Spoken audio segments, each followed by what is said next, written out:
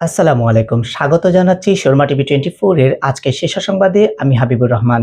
শুরুতে জানিয়ে দিচ্ছি আজকের দেশের শীর্ষ সংবাদ। ভোট যুক্ত হলেও প্রার্থীকে নিজ দলের প্রতীকে ভোট করার বিধান যুক্ত করে সংশোধিত গণপ্রতিনিধিত্ব আদেশ অনুমোদন দিয়েছে উপদেষ্টা পরিষদ। 24 গণ অভ্যুত্থানে ক্ষমতাচ্যুত প্রধানমন্ত্রী শেখ হাসিনা সেনাবাহিনীকে উস্কে দেওয়ার চেষ্টা করেছেন বলে ট্রাইব্যুনালে উল্লেখ করেছেন চিফ প্রসিকিউটর মোহাম্মদ তাজুল ইসলাম। অন্তর্বর্তী সরকার আইন ও সংস্কার করে যাবে, কিন্তু পরবর্তী নির্বাচিত সরকার তা বাস্তবায়ন না করলে কাঙ্ক্ষিত সুফল পাওয়া যাবে না বলে মন্তব্য করেছেন আইন উপদেষ্টা ডক্টর আসিফ নজরুল। জাতীয় নাগরিক পার্টিকে ইঙ্গিত করে বিএনপির স্থায়ী কমিটির সদস্য সালাউদ্দিন আহমেদ বলেছেন, একটি রাজনৈতিক দল জুলাই সনদে স্বাক্ষর করার জন্য সুযোগ খুঁজছে।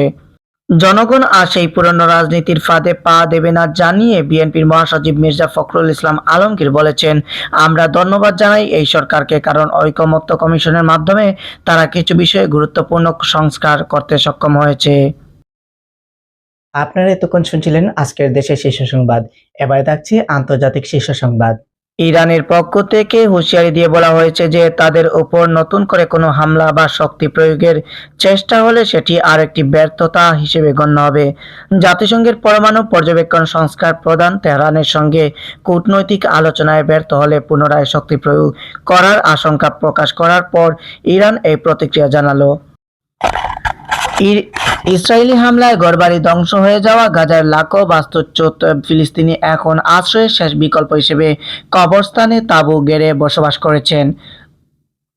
নাজুক যুদ্ধবিরতির মধ্যেও উপত্যকায় মানবিক বিপর্যয় তীব্র আকার ধারণ করেছে। রাশিয়ার দুই বৃহত্তম তেল কোম্পানি রুশ নেফট ও লুকওয়েল এর বিরুদ্ধে নতুন নিষেধাজ্ঞা ঘোষণা করেছে যুক্তরাষ্ট্র। ইউক্রেনের শান্তি চুক্তিতে রাশিয়াকে রাজি করানোর চাপ তৈরি করতেই এই পদক্ষেপ নিয়েছে মার্কিন প্রেসিডেন্ট ডোনাল্ড ট্রাম্প।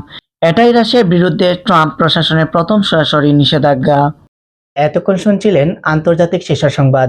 এবারে থাকছে আজকের খেলাধুলার সংবাদ। যুব এশিয়ান গেমসের তৃতীয় আসর বসছে বাহরাইনে। প্রথম দুই আসরে কোনো সাফল্য ছিল না বাংলাদেশের, সেই ধারা ভেঙে গতকাল প্রথম পদক জিতেছিল বাংলাদেশ। একদিন পরই দ্বিতীয় পদকের দেখা পেল লাল সবুজের প্রতিনিধিরা। সময় গনিয়ে আসছে বিপিএলের। বাংলাদেশের সবচেয়ে জনপ্রিয় ঘরোয়া এই টুর্নামেন্টকে ঘিরে দর্শকের আগ্রহের কমতি নেই। দর্শকের যেমন আগ্রহ, তেমনি বিসিবির হন্য চ্যালেঞ্জ। বিসিবির নতুন কমিটি দায়িত্ব নিয়েছে মাত্র কিছুদিন, তাদের জন্য চ্যালেঞ্জটা আরও বেশি। প্রিয় দর্শক, আপনারা এতক্ষণ দেখছিলেন শর্মা টিভি 24 এর নিয়মিত আয়োজন আজকের দেশের শীর্ষ সংবাদ, আন্তর্জাতিক শীর্ষ সংবাদ এবং খেলাধুলার সংবাদ।